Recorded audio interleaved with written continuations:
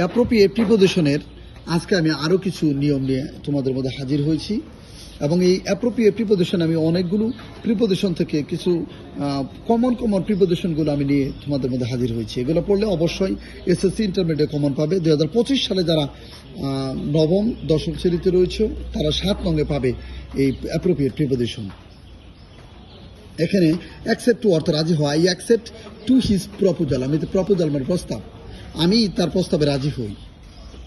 এখানে আই অ্যাকসেপ্টের পরে টু বসে, অ্যাকসেপ্ট টু হিজ প্রপোজাল, আমি তার প্রস্তাবে রাজি হই।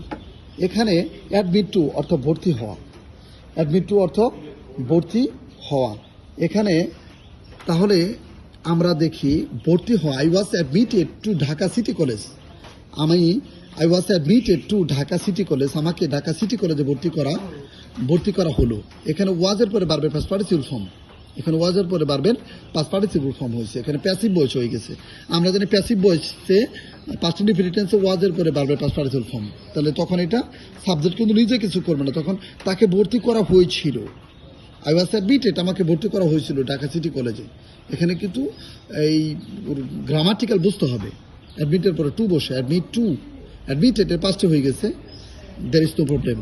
অ্যাগ্রি টু কোনো প্রস্তাবে রাজি হন, they will agree to the proposal, তারা প্রস্তাবে রাজি হবে।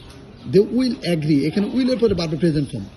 অ্যাগ্রিটা কিন্তু এখানে ভার্ব, এটা ভার্বের পরে টু বসেছে, তাহলে অ্যাগ্রি টু, অ্যাগ্রির পরে এখানে টু বসেছে, agree to the proposal, proposal এখানে নাউন হয়ে গেছে, প্রস্তাব, তারা প্রস্তাবে রাজি হবে।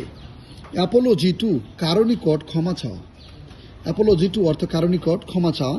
অ্যাপোলজির পরে টু বসে, আমি কিন্তু এখানে খেয়াল করো প্রত্যেকটা ওয়ার্ডের পরে কিন্তু টু, এখানে টু বসেছে। Adhere to, appear to, appear to, attend to, admit to, accept to, এখানে সব টু ওয়ার্ডগুলো আমি একসঙ্গে বুঝিয়েছি যাতে স্টুডেন্টসের জন্য ডিফিকাল্ট না হয়।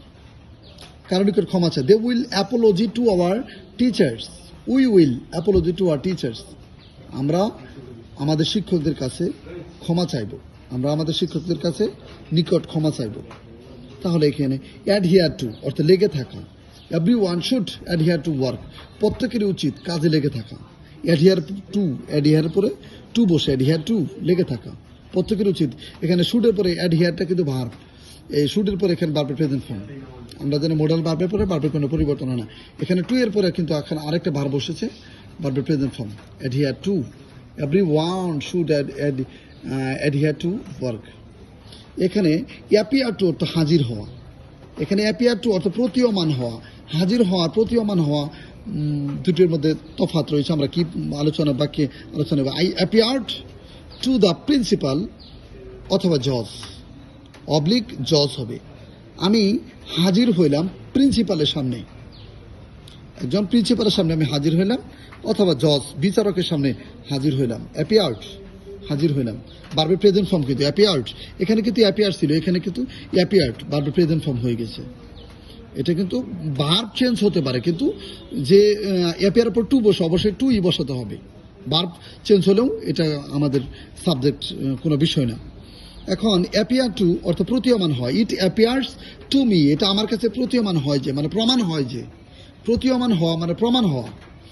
দ্যাট যে দ্য বয় ইজ ইনোসেন্ট, বালকটি হয় নিষ্পাপ, ইনোসেন্ট, তাহলে অ্যাপিয়ার্সের পরে টু বসে, এখানে it appears to me that the boy is innocent, এখানে হি সেইড টু মি, সেইডের পরে টু বসে, সেইড টু মি, তাহলে he said to me that, সে আমাকে বললো যে দ্য বয় ইজ ইনোসেন্ট, বালকটি নিষ্পাপ। এখানে কিন্তু অর্থাৎ নেরেশনের একটা রুলস এখানে আমরা ফলো করতেছি।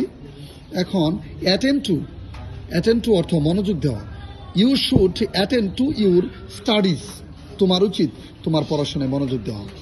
এভাবে আমরা SKRS লার্নিং ইংলিশে, তোমরা আমার ফেসবুক পেজ, ইউটিউব চ্যানেলে, আমার পেজে তোমরা আমার বিভিন্ন ইংরেজি গ্রামারের রুলসগুলো তোমরা অবশ্যই দেখতে পাবে।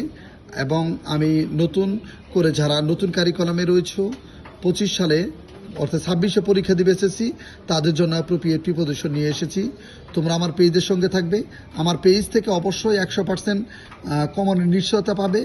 এবং আমার পেজটাকে যদি তোমরা অবজারভেশন করো, তাহলে কিন্তু এখানে ইতিপূর্বেও তোমরা খেয়াল করেছ আমি কিন্তু এসএসসি 2025 সালে যারা এবার দিয়েছে তাদের কিন্তু 100% কমন দিয়েছি, তোমরা পাবে ইনশাল্লাহ। I hope that you will do good result following my Facebook page SKRS Learning English. Thank you, many thanks from my core of heart watching my video. Thank you.